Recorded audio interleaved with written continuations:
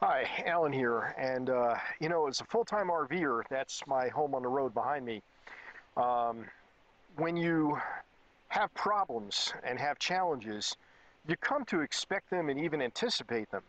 When you spend your winters when it gets down to minus 35 degrees and then you find out that you've got a leaking valve coming out of your gray tank, you're not surprised and you address it and deal with it. When you find out your water pump after nearly 3 years has pretty well given up the ghost, you order another one and you go ahead and replace it. It's not the end of the world. But when you have been in a campsite for about 3 months, I was hosting up in northern Idaho, and you're going through your breakdown and cleanup process, which I do a major cleanup every summer after having been in one place. Um, at one point or another, I had left the screen door open, and I guess I picked up a hitchhiker, a bat. I discovered it on Tuesday in the afternoon, so it must have come in Monday evening or Tuesday morning, and that means it might have spent the night, Monday night, in my bedroom. Um, it was flying around the bedroom. I thought I had chased it out. I opened the door and I thought the thing flew out. It didn't. It must have rested in my bedroom again Tuesday night. Well, finally on Wednesday, when I saw the bat again, a more proactive and trapped it in the bathroom. That was Wednesday night, so that at least I knew where it was and it was not where I was. So Thursday morning, I get up and I open the bathroom door. I did remember that there was a bat in the bathroom, and the thing was hanging on a cabinet, kind of sneering at me. And it opened its fangs and it just made some kind of hissing sound.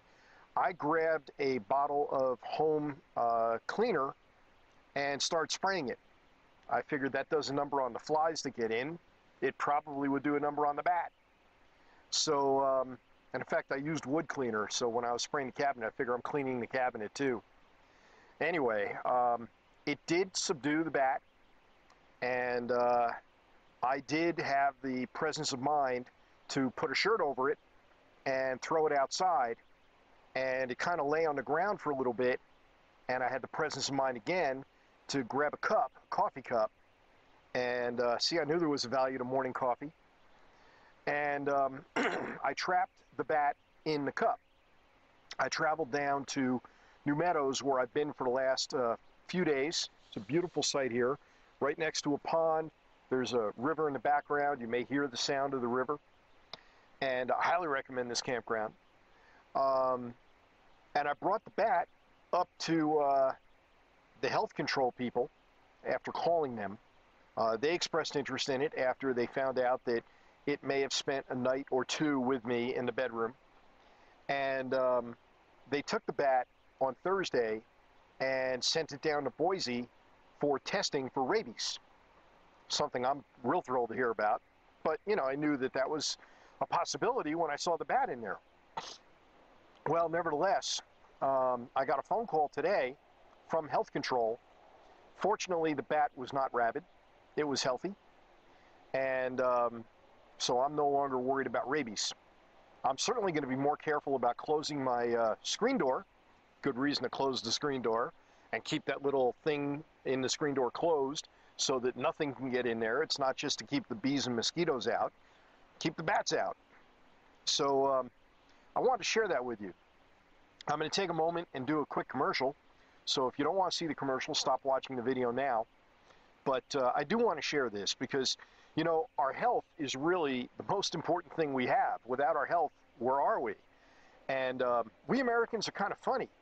The number one killer in our society is heart disease, heart attack and stroke.